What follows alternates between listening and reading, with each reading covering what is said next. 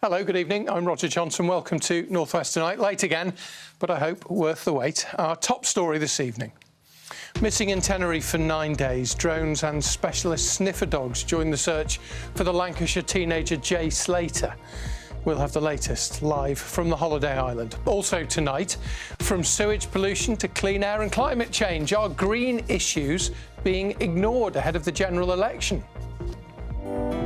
Dirty old town.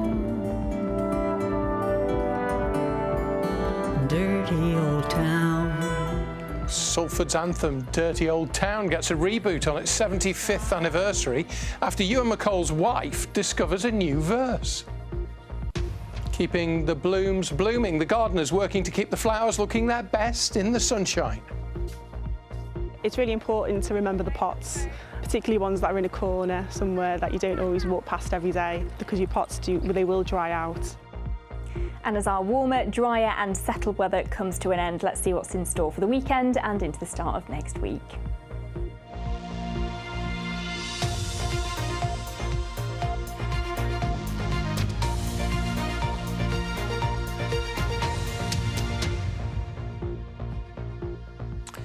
Specially trained sniffer dogs from Madrid have arrived in Tenerife to help search for 19-year-old Jay Slater from Lancashire, who disappeared after attending a music festival more than a week ago. Spanish search teams have said that their efforts to find him are not being scaled back. The BBC's Nick Garnett is live for us in Tenerife tonight. Nick, thank you for joining us. Just bring us up to date, if you would, with the very latest. Well, the further northwest you go in Tenerife, the more rugged the terrain. This is a volcanic island and the rocks are brutal and strong, and that's why they have brought in these specialist search dogs that work over large terrains and large areas of land. They flew them in from Madrid yesterday. They worked on the hills yesterday, and they've worked on the hills all day today. And as far as we know, they haven't found anything that leads us any closer to where Jay actually is. It's still a complete mystery. They have had drones in the air, and when the wind has got too high for those, they put helicopters up. And when the helicopters couldn't fly, they put in men, and they had groups of people there right the way through, and yet still no search has found anything to lead us to Jay.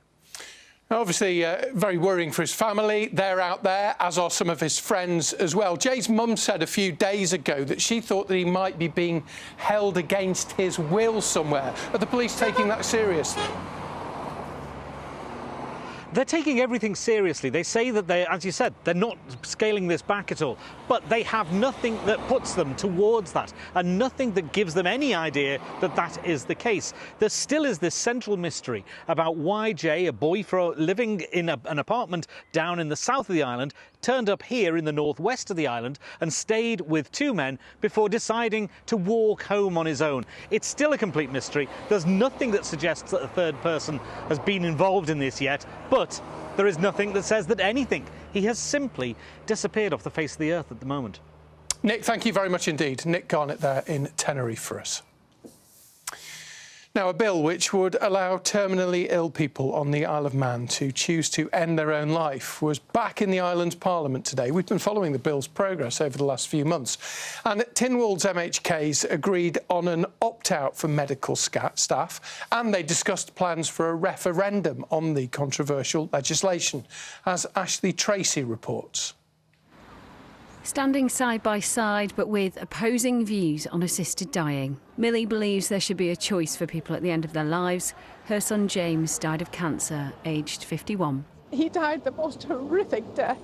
It was awful watching him die, you know, and if assisted dying had been in then, he wouldn't have had to go through everything he went through. It was inhumane.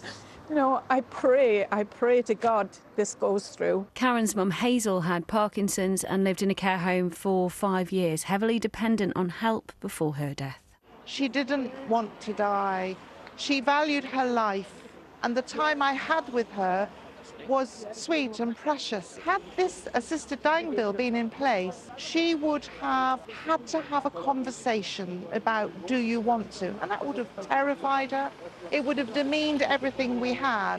For an assisted death under proposed new laws, a person would have to be over 18, would need to have lived on the island for 5 years and have less than 12 months to live.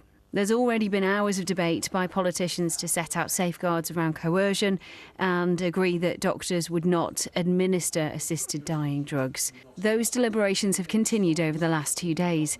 Despite concerns from a doctor giving evidence, the introduction of the bill may see staff against the move leave the island. A conscientious objection option and an opt-in system for healthcare professionals was backed yesterday. It should be possible for people to actively opt in if they are willing to be involved in providing any service around assisted dying. But it's also, I think, important for those who wish to have protection around a conscientious objection to still have that enshrined in the bill. After another full day in the House of Keys, which included a second attempt in as many days to have the debate postponed, members have covered a lot of ground. They've agreed that healthcare professionals would not have a duty to talk about assisted dying. The procedure would be included on a death certificate, and there should be codes of practice around a person's mental capacity, amongst other areas. However, there's still more detail to consider when the House returns after Tynwald Day. It means a vote to progress the bill to the next step of the Manx Parliament is still weeks away at least. Ashley Tracy, BBC North West Tonight in Douglas. I'll have a full weather forecast for you before the end of the programme, and we'll hear about the would-be MP who managed to offend a whole city. But first, 4 teenagers have been convicted over the killing of 16-year-old Kenny Carter in Greater Manchester 2 years ago. Kenny was killed by a single stab wound to the chest as he walked along a street close to his home in Stretford. One 16-year-old has been convicted of murder, 3 others of manslaughter. 6 other defendants were found not guilty. A man's being questioned over the Westminster honey trap scandal, which led to the former Hazel Grove MP William Wragg resigning the Conservative whip. He admitted he'd given the numbers of fellow MPs to a man he'd met on a dating app, the suspects being held on suspicion of offences under the Online Safety Act and harassment. Now, police want the friends of a teenager who was shot dead in Liverpool on Sunday to overcome their fear and talk to detectives. 19-year-old Ellis Cox was with a group of friends in Aintree, but none of them have come forward to the police, as Andy Gill reports. Police searched the industrial estate where Ellis Cox was shot dead. Ellis borrowed a bike from a family member at 5 p.m. on Sunday and went with a group of friends also on bikes to Aintree station. Later that night, he called his mum to say he was on his way home. But as he and his friends rode near the Liverpool Loop Line cycleway, he was shot. Police think his companions may be scared of talking to them. This is about justice for Ellis and his family, and looking at yourself and doing the right thing. You know, I'd encourage you to look at yourself in the mirror. If you were there with Ellis, collectively come forward and talk to the police. This is crucial. Police don't yet know the motive for Ellis's murder. There's an increased police presence in this part of the city, including at entrances to the Liverpool Loop Line cycleway.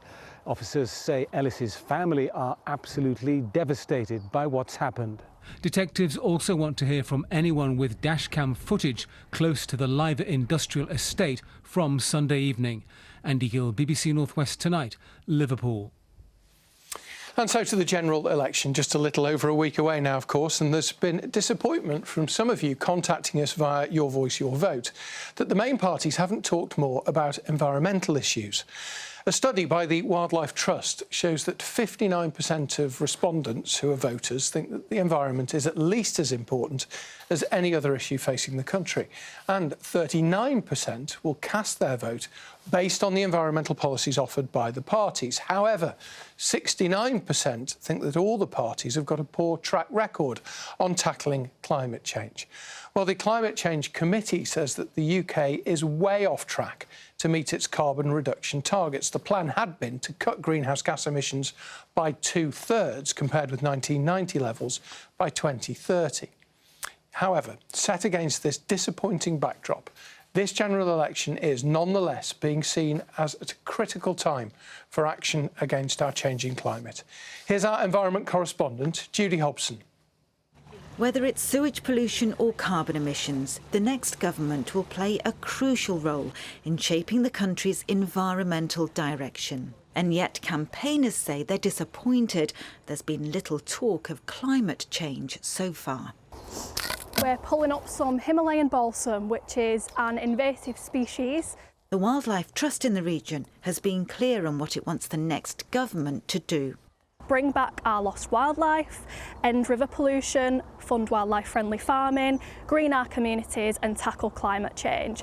I do want to see it being taken seriously. You know, working in conservation, you do often see policies being pushed back or you see things being scrapped altogether, and it can be very disheartening. The two most polluted rivers in England are within our region. We've got the River Irwell and the River Darwen, and it's just not acceptable, so that's something that I'd like to see tackled as well. I have been watching the debates and I must admit I don't think there's been enough mentioned about climate and the nature crisis really.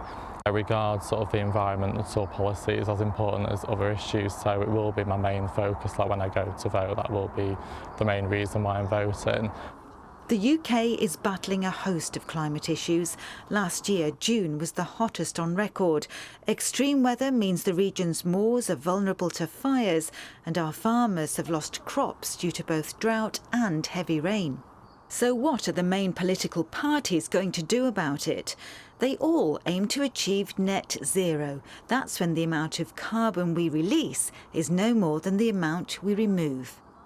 The Conservatives and Labour say they're committed to achieving net zero by 2050, the Lib Dems by 2045 and the Green Party by 2040.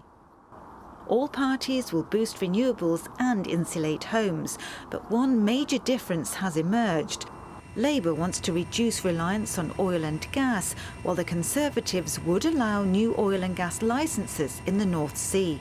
Both claim their policies would increase energy security and reduce bills. One environmental issue that's high up on the agenda for some voters is sewage pollution.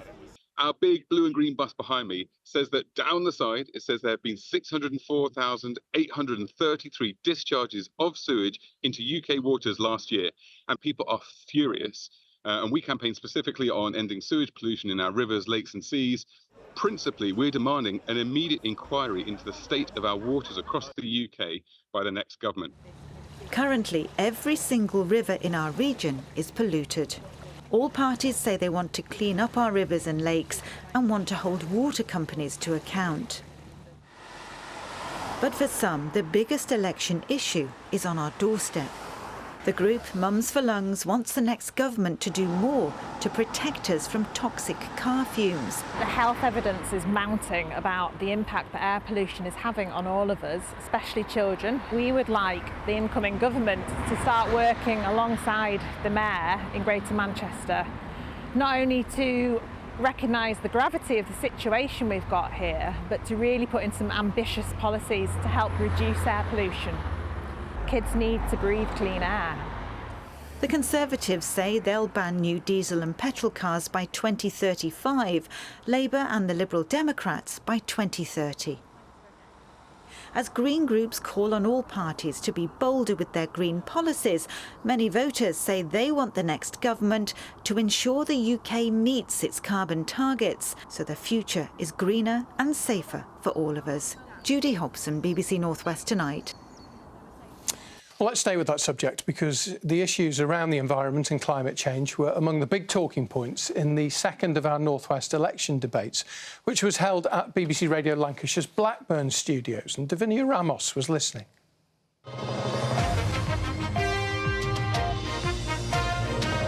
It was BBC Radio Lancashire's turn to host 5 candidates from the main political parties for an election debate. Those hoping for your vote next week will be responsible for many issues, including housing, the NHS and immigration. But it was the environment that got the panel fired up. We introduced the Environment Bill, which is one of the biggest pieces of legislation to tackle climate change and to reach net zero. But we've got to do it in a practical way that's not hitting working people in the pockets, and that's why we've moved the goalposts in a sense from what the Labour Party is suggesting, so that we're not ripping out boilers or making people get electric cars when they can't afford them. The Greens candidate, Jack Lennox, defended his party's policy to phase out nuclear power production, but was criticised by Reform. You say you'll phase out nuclear power as well, so what does that mean for Heysham? Well, for Heysham, I mean, there are lots of exciting things that could happen at Heysham. They're talking about hydrogen production. There's other exciting things going on there. You know, we're pragmatists in the sense that we want to get the most out of the resources that we have. So those power stations... That's the last thing you could call a policy. If you want to go for clean energy and you don't want nuclear, you cannot call that pragmatic, Jack. It's the last thing you could call it. It is, you know, it's ideological and it will not work. The Liberal Democrats said they were committed to a solar revolution for households. Our building regs are terrible. The fact, why don't we have commercial buildings where solar panels come as standard?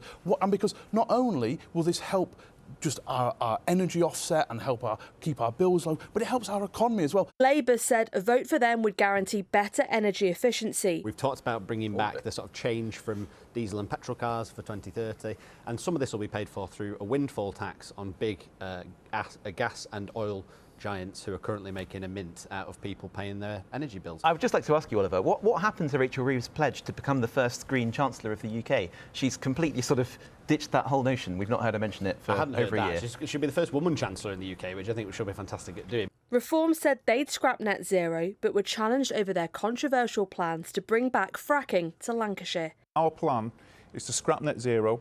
We still plan to decarbonise over a longer time. We will not be a legal requirement. We'll use nuclear to achieve that, to make sure that people aren't getting rid of perfectly good boilers, perfectly good cars. One thing that terrifies people in Lancashire is fracking.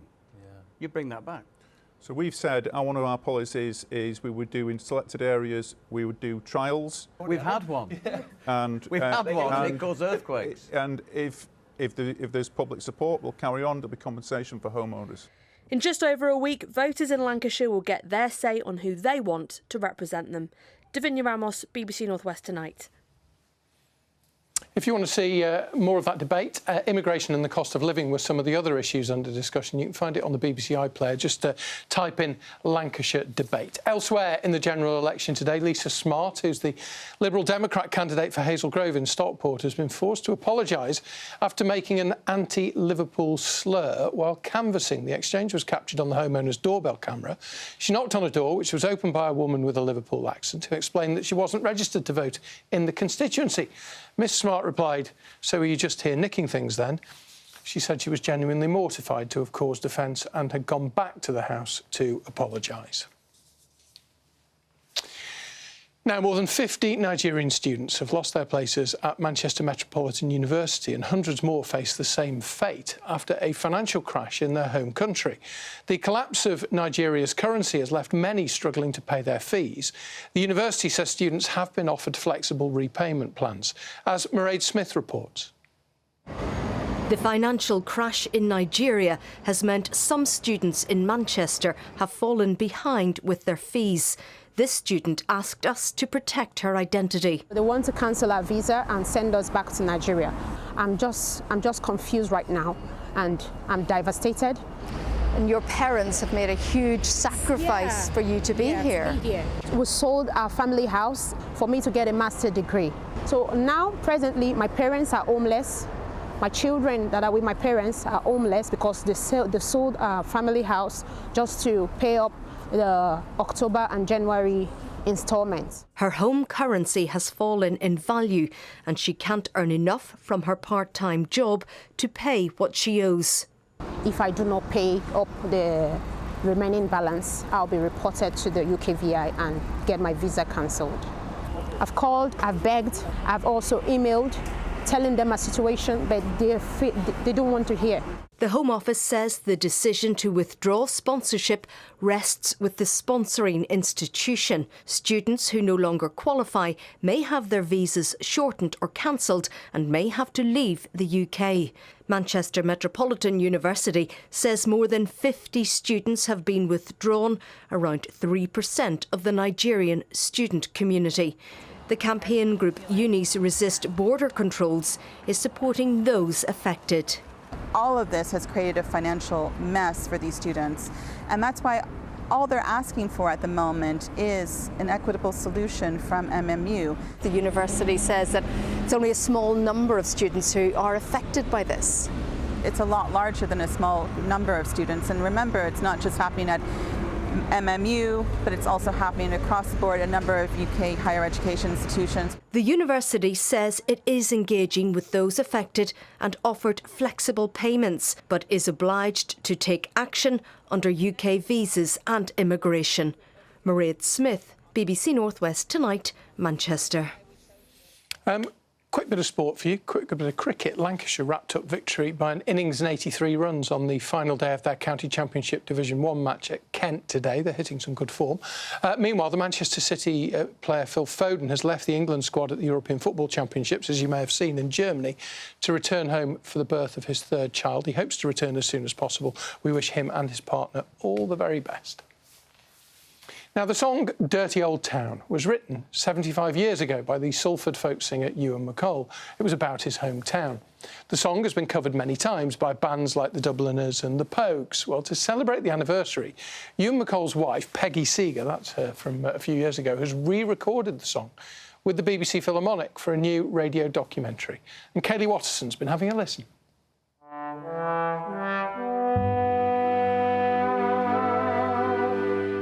75 years of an iconic Salford song.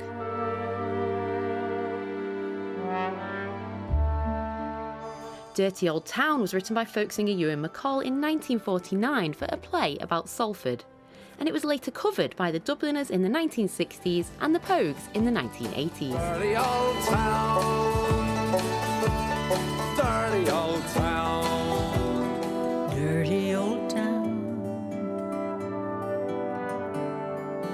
And now, 70 years after Ewan MacColl was due to perform the song with the BBC Philharmonic Orchestra, it's finally been recorded by his widow, folk singer Peggy Seeger. It's special because, as part of his courtship ritual, Ewan MacColl brought me to Salford to show what the dirty old town was.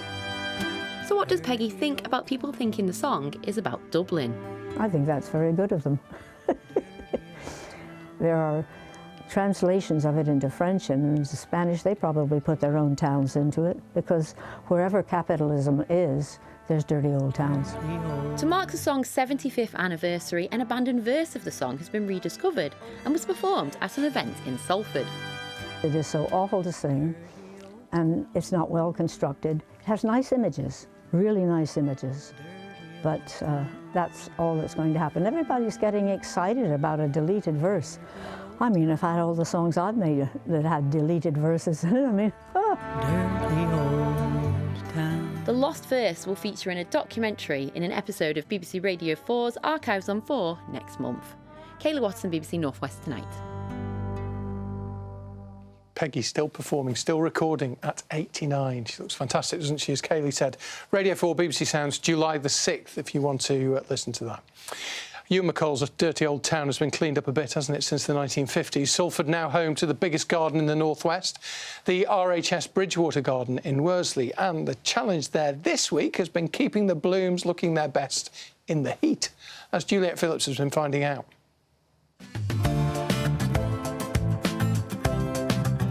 It's one of the largest gardening projects in Europe, so a fair bit of work goes into keeping RHS Bridgewater blooming. We grow a variety of different fruit and veg. We've just walked through our grape arch. Gardener Sarah and her team are kept busy, particularly during these warmer summer months. We'll make sure that our pots are watered, particularly newly planted trees, make sure that they're kept watered, and also plants that have been planted fairly recently. There's always things to do, which is really nice. Every day is different. The whole site here at RHS Bridgewater stretches across a massive 130 acres, so making sure all the plants here get watered regularly can be quite a challenge. The site doesn't rely on mains water though. Boreholes mean they can extract water from the ground. They have ways of saving water too. So Sarah, this bed looks pretty dry here, doesn't it? But it actually isn't, is it? No, so this bed has been mulched over winter. So the surface looks dry, but if you dig down, it's really quite damp and moist. So mulching is a really good way of conserving water. It isn't just staff that keep Bridgewater looking beautiful. We've just got to do the other side now. That's wonderful. Elaine is one of the site's volunteers. She mainly works in the gardens cared for by local community groups. it gets rid of all the stress from your life and you just chill while you're here, and people, you can see the difference on all sorts of people when they walk in the gate to when they go home. It's wonderful. It's such a beautiful place to be. Today's warm weather was certainly being welcomed by the gardening fans I spoke to. Are you happy to finally have some nice hot weather? Yes. Oh gosh, yeah. Yes, absolutely. We were just saying if it had been raining, we wouldn't have been at all happy. The plants can photosynthesize, the pollinators can appear, and it's just glorious. Juliet Phillips, BBC North West Tonight, Salford. We don't normally need the brollies for the sunshine in this part of the world, do we? But is it going to last? Here's Abby with the forecast. Hello there. Well, our warmer and more settled weather is inevitably going to come to an end as we head towards the weekend. I think tomorrow we're going to have to quite a cloudy start, 1 or 2 spots of light rain. That's our cold front, and it will then feel fresher once that rain clears. You can see it on the pressure chart here. Our cold front sweeping west to east, low pressure sat quite close by this weekend, so it will turn breezier and just generally more mixed and more changeable, with a noticeable drop in temperatures coming through Friday and the weekend. Overnight tonight, it'll start mostly dry with some clearer skies, but you can see the cloud and our thin band of rain making its way west to east. That is our cold front. Temperatures overnight still holding up, dropping no lower than about 12 or 13 degrees Celsius. So a dry and bright start over on the Isle of Man, but here it will turn cloudier later with 1 or 2 showers possible. Elsewhere we will start the day with that cold front still, but it will clear most places quite quickly, leaving some sunshine through the middle part of the day, and then a bit more cloud and a few showers start to be introduced as we head towards the evening. Temperatures for tomorrow still not too bad, anywhere between around 17 to 20 degrees Celsius. I think it's Friday and through the weekend that we'll really notice that drop in temperatures. So the warmer orange red hues start to pull away and we move into these yellows on our air mass. Still not cold, just noticeably cooler than it has been, I think, over the last few days. This is how Friday's looking, a pretty cloudy day with the cloud thick enough for a few spots of light rain, and temperatures are going to really struggle under that cloud and in the breeze, no higher than about 15 or 16 degrees in 1 or 2 places. Staying quite cloudy with showers or longer spells of rain through the weekend and into next week. That's what we're more used to, isn't it? We enjoyed it while it lasted, though. I've good news. We're back to normal tomorrow. 6:30 here on BBC One for North West Tonight. Yay. Katie Waldman's got the late news at 10:30. But from all the 6:30 team working a little later tonight, thank you for watching. Good night.